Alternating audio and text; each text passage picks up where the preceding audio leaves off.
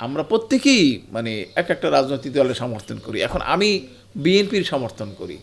তার মানে এই নয় যে বিএনপির কর্মী যে ভাষায় কথা বলবে, একজন বিশ্ববিদ্যালয়ের শিক্ষক আব্দুল লতিফ মাসুম সেই ভাষায় কথা বলবে। একবার মির্জা ফখরুল ইসলাম আলমগীরের সামনে অনেক বছর আগের কথা, 20 বছর আগের কথা, একজনে মানে এই আলোচনায় প্রস্তাব দিল যে আব্দুল লতিফ মাসুমকে ম্যাডাম খালেদা জিয়ার উপদেষ্টা ঘোষণা করা হোক বা তাকে উপদেষ্টা হিসাবে নেওয়া হোক। তখন মির্জা ফখরুল ইসলাম আলমগীর বলছিলেন যে একজন জাহাঙ্গীরনগর বিশ্ববিদ্যালয়ের একজন শিক্ষক যে কথাটি বলবেন সেই কথারই গুরুত্ব বেশি নাকি বেগম খালেদা জিয়ার উপদেষ্টা একজন শিক্ষকের কথার গুরুত্ব বেশি? সবাই বলল যে হ্যাঁ, ওই মুক্তভাবে কথা বললেই তো সেটার, এভাবেই এখনও সেভাবেই চলছে। চেঞ্জ টিভির দর্শকদের জন্য ঈদ উপলক্ষে আপনার ব্যক্তিগত জীবন সম্পর্কে জানাবেন প্লিজ।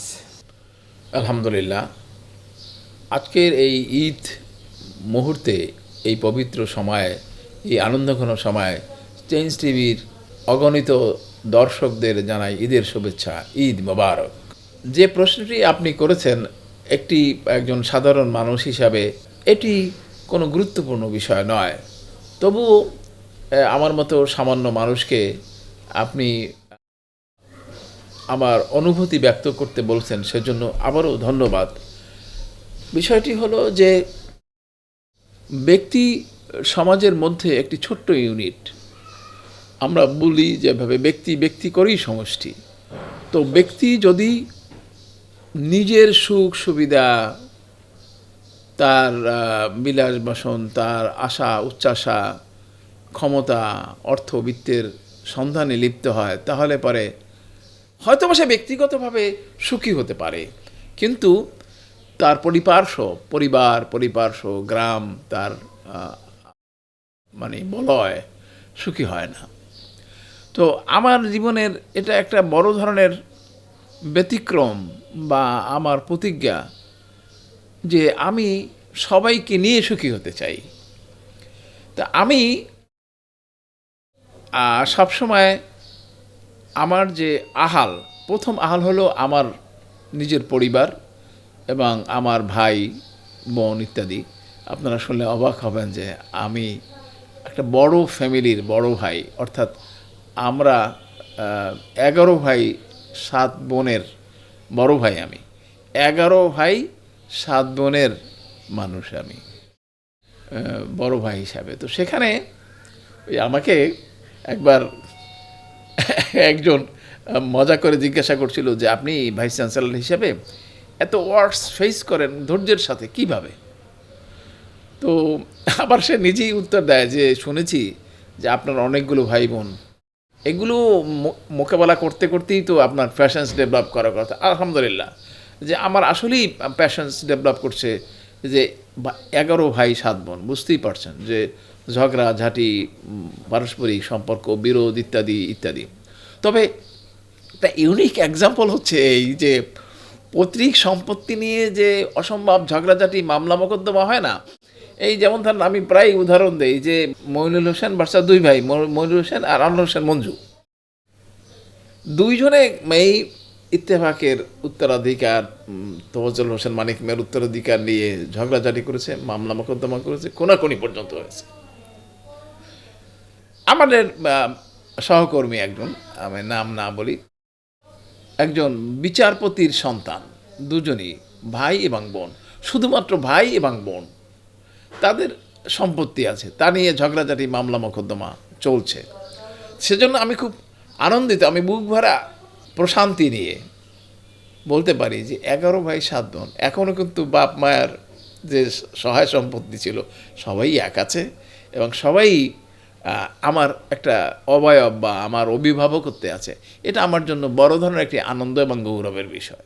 11 ভাই 7 বোন। কিন্তু এই পরিবারের পরে আমি আমার এই এক্সিডেন্ট, আমার গ্রাম আর কি, এরপরে আমার গ্রামের কথা আসে আর কি।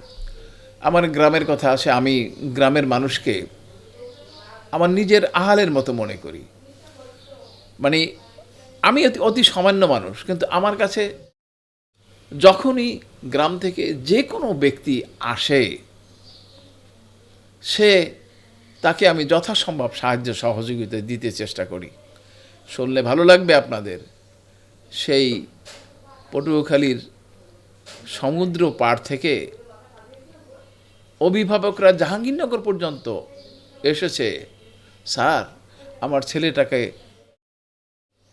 এই তো পড়াশোনা করিয়েছি, কোথায় ভর্তি করব, তার অভিভাবকত্ব।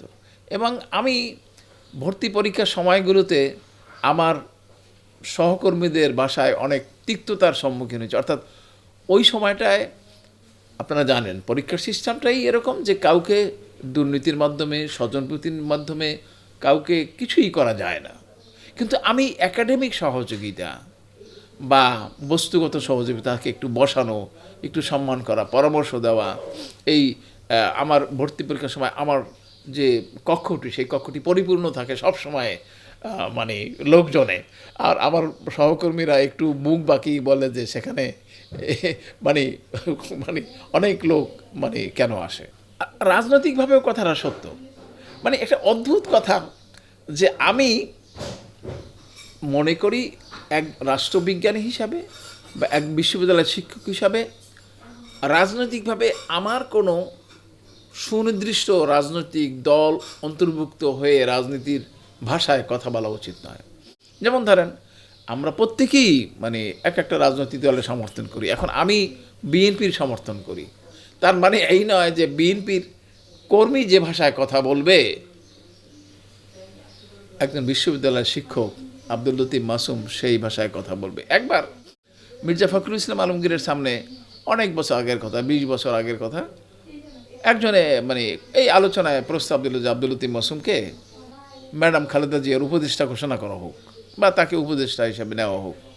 তখন মির্জা ফখরুল ইসলাম আলমগীর বলছিলেন যে একজন জাহাঙ্গীরনগর বিশ্ববিদ্যালয়ের একজন শিক্ষক যে কথাটি বলবেন সেই কথারই গুরুত্ব বেশি নাকি বেগম খালেদা জিয়ার উপদেষ্টা একজন শিক্ষকের কথার গুরুত্ব বেশি? সবাই বলল যে হ্যাঁ, ওই মুক্তভাবে কথা বললি তো সেটার।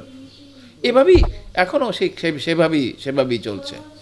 এই যে আমার অবস্থানটা সকলের জন্য সকলের, আমি একজন ধার্মিক মানুষ, মানে এই যে ধর্মীয় অবস্থানটা আমার এটা মাঝামাঝি ধরনের।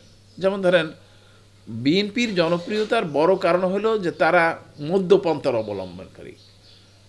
আমি এই কথাটি বলে মানে অনেকের কাছে নিন্দনীয়, অনেকের কাছে প্রশংসনীয় হয়েছি যে আমি বলেছি যে বাংলাদেশের মানুষ ধার্মিক কিন্তু ধর্মান্ধ নয়।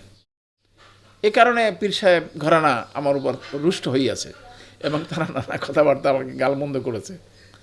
আবার আমি যে মানে যেভাবে বাংলাদেশের জনগণের প্রতিনিধিত্বমূলক ইসলামী ধ্যান ধারণা, বিশ্বাস, আচরণকে আমি যেটাকে এন্ডোর্স করি বা আমি যেভাবে বলি, সবাই অনেকেই মনে সে ইসলামিস্ট।